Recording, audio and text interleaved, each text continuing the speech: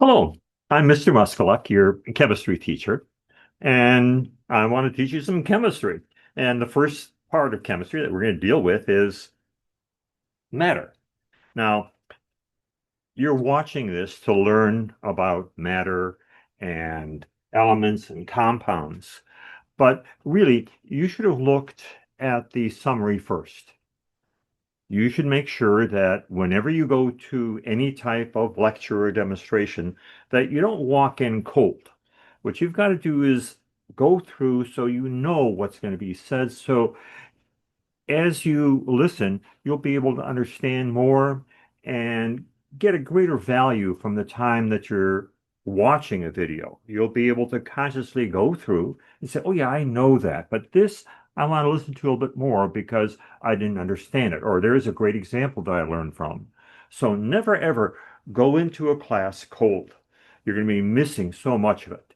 That's my first piece of advice for chemistry and any type of instructional video that you're going to watch.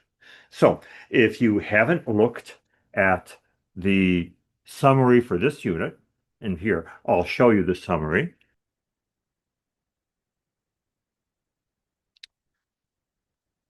then go back and look it over, read it, see what you understand, what you don't understand, and then come back and pick it up right here. And I'm sure you'll enjoy and understand more of what I'm saying because of that extra bit of effort that you put in.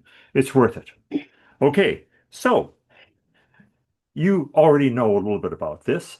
So you've seen this diagram before. You know that we're going to start in chemistry discussing matter. Now, matter is stuff that you can see and hold. We'll also have another section on energy, this stuff that you can't hold. In fact, it's interesting. That energy is contained in this flashlight, and when I turn it off, it's still stored there, and now it's being released. Energy will be interesting, and we'll get to that in the next series of lectures. So let me put this away and get to matter, because it does matter. Okay, it's going to take up space and volume. I mean, we're designed to be able to touch things. I mean, we've got sensors on us that let us understand and feel and recognize matter. You also have sensors in your eye and in terms of heat and cold to recognize energy. So we're equipped to understand and see this stuff in the world. Let's start and see our organization. We've got pure substances, okay? And then we've got mixtures. And let me start with the pure.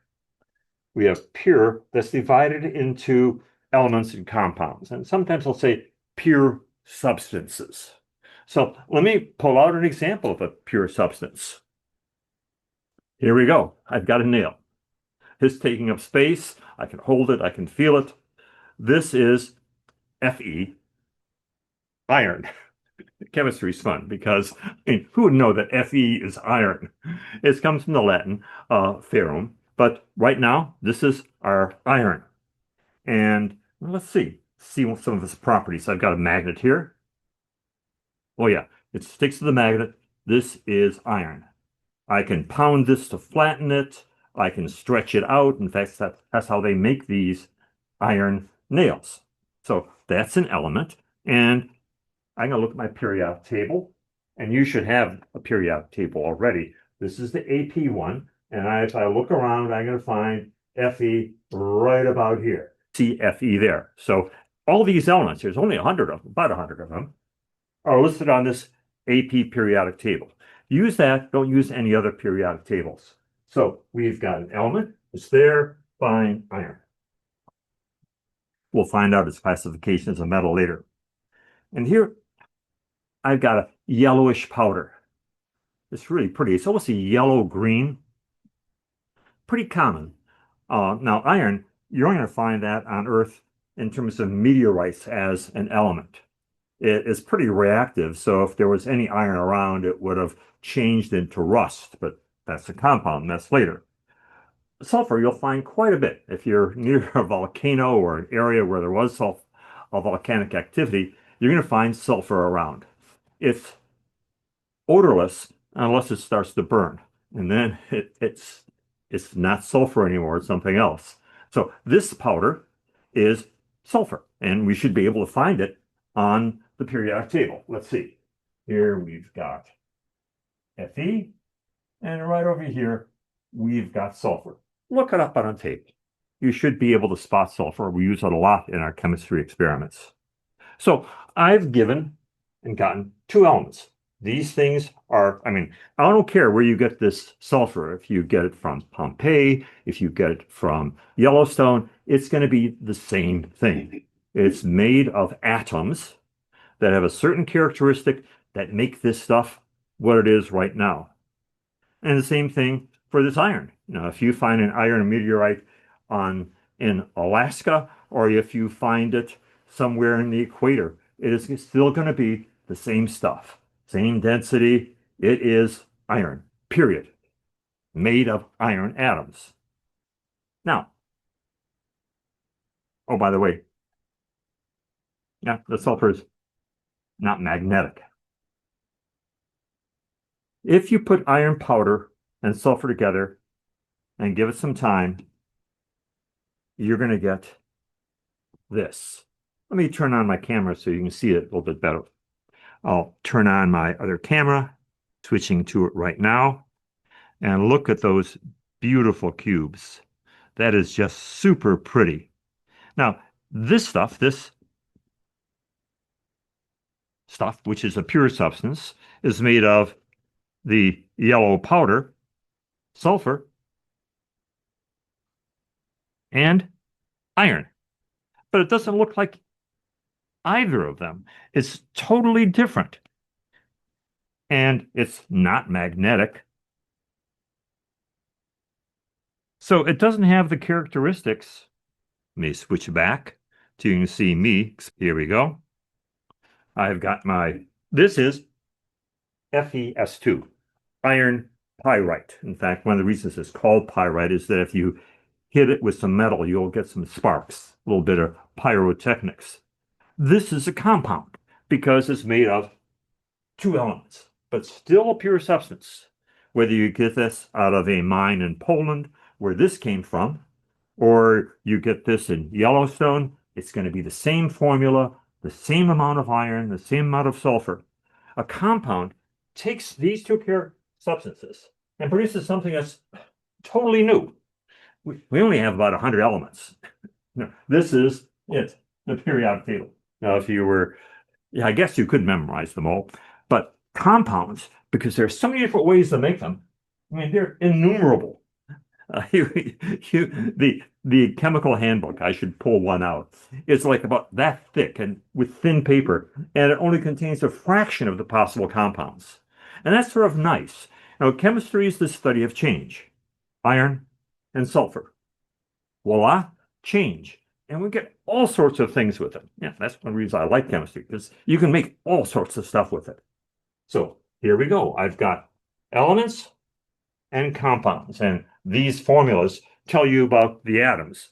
We're going to have two sulfur atoms combined with every one iron atom. If you zoomed into here and could see the atoms, you would see iron and sulfur somehow bound together. And that we'll get to later. Okay, here I've got something on the side. Now this is very, very visible and easy to spot. Let me pull this out, because sometimes matter can be hard to see. Here's our example. I've got here the first of all the elements. If you count from 1 to 100, iron, let me get my glasses on, is element number 26, sulfur is element 16, and hydrogen is 1. This is the primo element. In fact, there's more hydrogen in the universe than any of these things. It's everywhere. So I've generated some hydrogen, and these two tubes are filled with it. And I've got it listed here as an element. But there's something strange about this element. You can't have hydrogen atoms all by themselves unless they are far apart or in weird situations. Hydrogen is a diatomic substance. Hydrogen atoms, as soon as you have more than one of them, will come together to make H and H.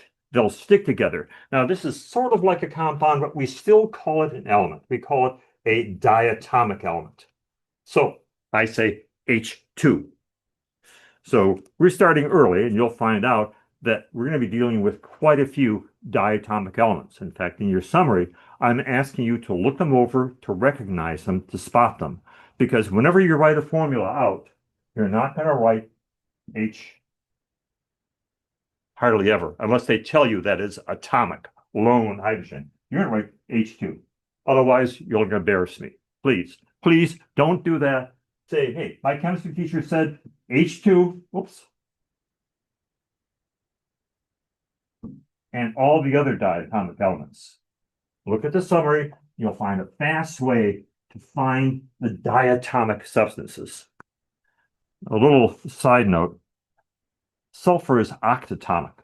We'll get to that later, but that's sort of a detail we don't have to know right now. So I have some hydrogen. I have a pure substance. Of course, this is chemistry. And one of the reasons I love chemistry is because you can do neat changes. So I'm going to take this pure substance, hydrogen. You'll notice I'm holding it here in this flask. I can't see it. Now, if I chilled it down to a couple of 4 degrees just above the coldest possible temperature, I'd get a couple of drops of hydrogen liquid. It'd still be H2. Right now, it's a gas. It's pretty invisible. You're not going to see it. There's some fog in here. And it's lighter than air. So if I tip it upside down, it's going to escape. But it'll take a little while. And when I tip this upside down, it's going to mix with air, which is a mixture. And air has oxygen in it. Let me see if this doesn't tip over. And I'm interested in the oxygen. Don't tip. All right. Keep our fingers crossed. I'm going to take hydrogen and I'm going to take oxygen. If you check the summary out, oxygen is diatomic too. And I have a mixture of them.